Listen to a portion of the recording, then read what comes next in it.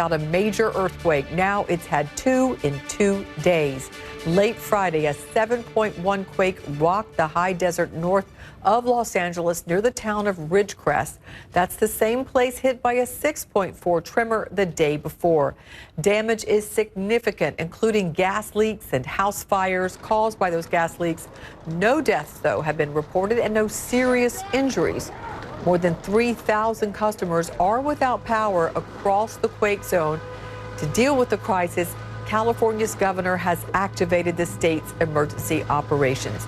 Alex Field joins us once again from Ridgecrest. You know, a lot of people in California shrug small tremors off because they deal with them all the time, but this was not something anyone there, including you, shrugged off. Absolutely. They had that 6.4 quake on Thursday. They were expecting hundreds of aftershocks to follow. The aftershocks are still coming. We just felt one right here just a moment ago.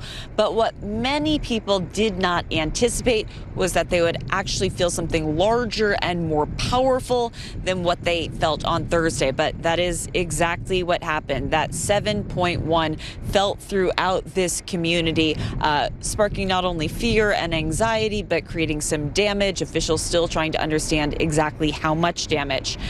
There are no reported fatalities at this point, and there are also no reports of flattened buildings at this point. But crews will be out to survey what kind of structural damage there is. Early on in the immediate aftermath of that quake, we could smell natural gas. There was concern throughout the area about gas leaks. We also saw a large fire in the area that we were in. We know that was one of at least 2 and perhaps more than that. That's been a major focus of officials tonight. As for people who endured another earthquake, many of them in their own homes, we're hearing that a lot of them are simply too afraid or too concerned to go back into those homes tonight. They are, in a lot of cases, without power, and many people are choosing to just sleep outside where they feel that it is safer, with more and more aftershocks expected to continue in the coming hours and days, Natalie. Yeah, those aftershocks for years even. And, you know, it's interesting that people in Las Vegas felt this, in Nevada, and in Los Angeles felt it. And that just goes to show what the people of Ridgecrest dealt with, because it was right there. And such a small town to go through something like this as well. Doesn't seem right.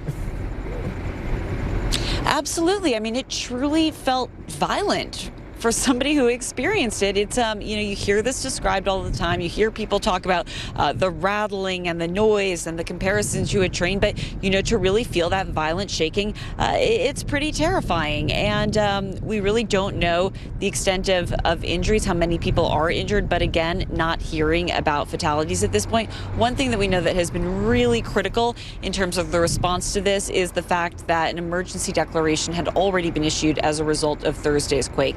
And that had helped to marshal some resources into the area, and that will continue to help with the flow of services to people who need them now, Natalie. Yes, they certainly will not feel alone now that the state is coming to their rescue and doing the best they can to help people out. Alex, thank you again. Alex Field for us. KCAL KCBS was in the middle of a newscast when the earthquake struck Friday evening. The news anchors calmly explained what was going on, then headed for safety. We are experiencing quite a bit of shaking. If you'll give us a brief moment here, we're making sure that nothing is going to come down in the studio here. And it is going for quite a bit, everybody.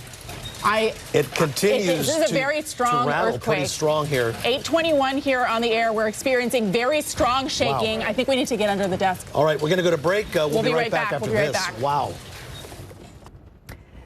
2 large earthquakes in 2 days in